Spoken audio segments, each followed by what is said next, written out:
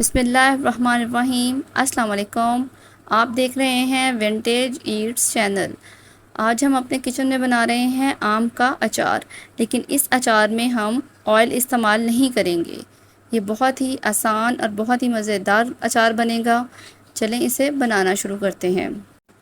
ये अचार बनाने के लिए हमें प्लास्टिक या शीशे का बर्तन इस्तेमाल करना होगा।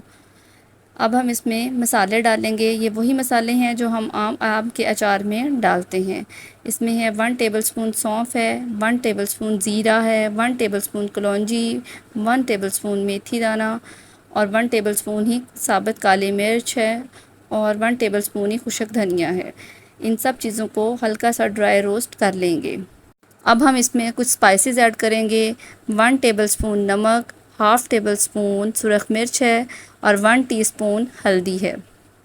इसके बाद हम इसमें सिरका ऐड करेंगे, इतना जिससे ये अच्छे से मिक्स हो जाए।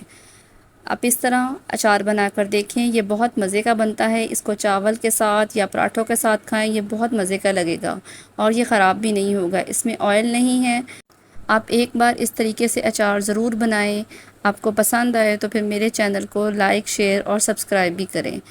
अब ये है इसकी फ़ाइनल लुक, देखें। लेकिन इसे बनाने के बाद 2 से 3 दिन इसे रेस्ट पे रखें, इसके बाद ही इसे खाना शुरू करें। ठीक है, मिलते हैं किसी और आसान और बहुत ही मज़ेदार रेसिपी के साथ। अल्लाह हाफ़िज़।